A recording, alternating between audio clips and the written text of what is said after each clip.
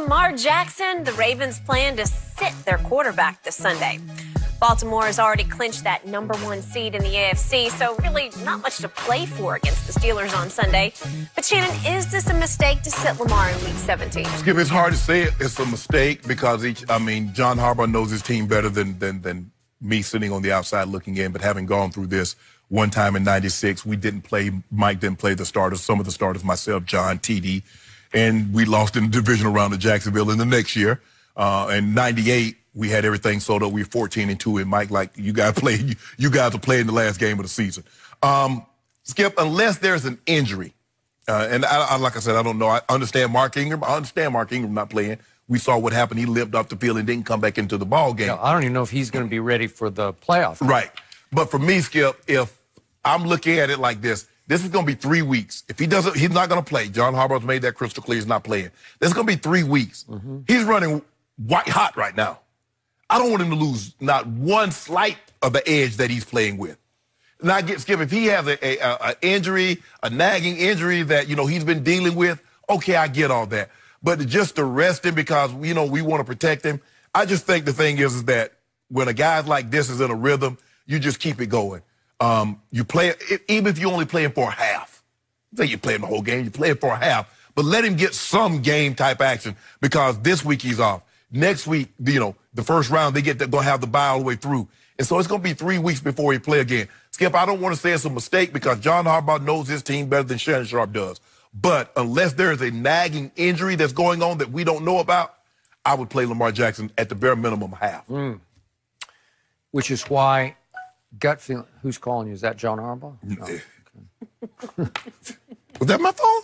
Oh, yeah, that was. How many phones do you have? Man, go ahead. Stop dry snitching, Skip. I only have one. Okay, you got one phone. I don't have anything to hide. I'm important. I'm important. The people be trying to get in touch with me on the red. Burner phone and then the real phone. Got the phone that the NFL execs and basketball execs call when I get my information. Yep. You got to see what Twitter has to say about how badly you lost the previous debate. I won this one. I won. So, I'm a fan of John Harbaugh's, and I have nothing but respect because he's been doing that for a long time at a high level. Yep.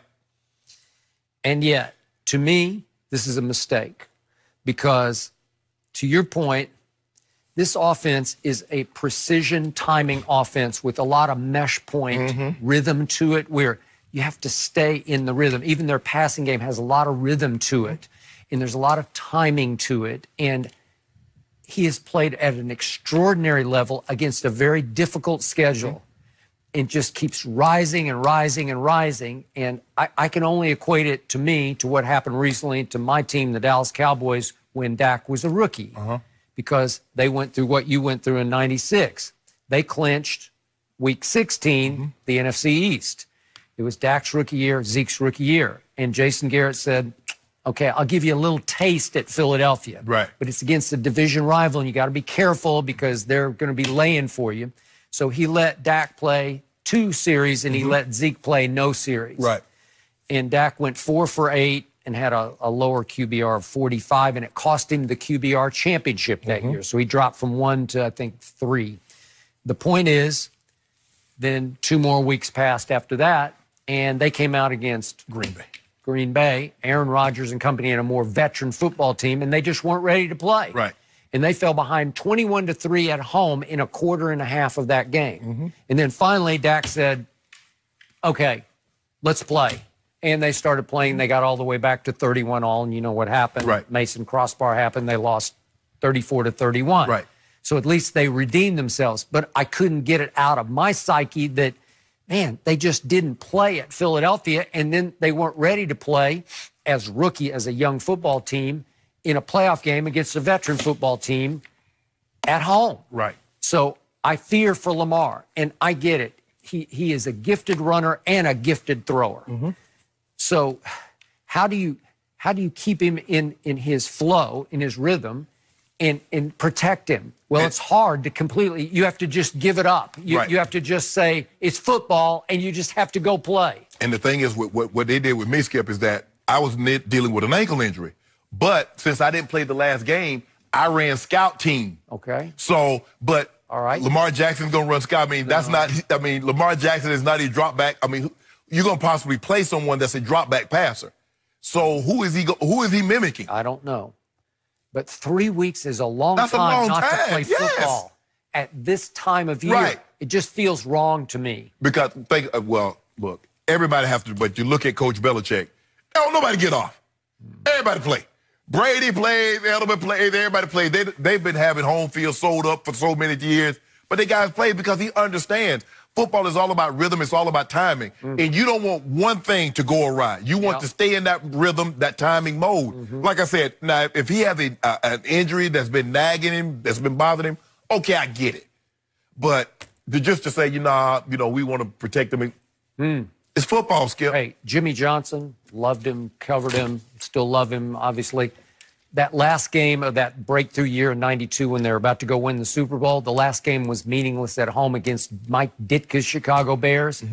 And he's played the starters for, I don't know, maybe 3 quarters. He put the backups in, and they fumbled and stumbled, and the starters had taken their pads off on the sideline. And he went over and made all the big 3, the triplets, put their pads back on and go back out because he believed in playing football. Jimmy believed in a hard practice they were out here, they played at Pasadena, and they were practicing in Santa Monica here. Well, actually, practicing at UCLA in Westwood. And the Thursday before the Super Bowl, he had an all-out full pads practice, and the veterans were not happy with it. But nobody got hurt, and they were ready to play against the Buffalo Bills and wipe them out. And see, that's just the opposite of what we did in Denver. We was in shorts the entire week. Once we got here, we did all the heavy lifting back at home. And once we hit San Diego, Mike is like, it's just dress rehearsal. I don't want to see the ball hit the ground. All right. So there are lots of ways to approach this. But I don't love this for Lamar. But 3 weeks, don't skip. People don't understand how 3 weeks is a very long time in football. To play football. When think about it, you've been playing every single week at a very high level. I agree. And if Lamar were in his 8th or 9th year and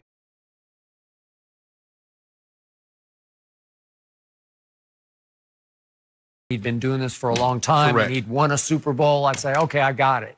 I don't got this one. Well, I hope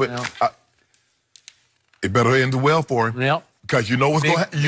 You know what's going to happen if it doesn't come out. They come out early and they're not in sync. Lamar sitting means RG3 makes his first start in 3 years. All right.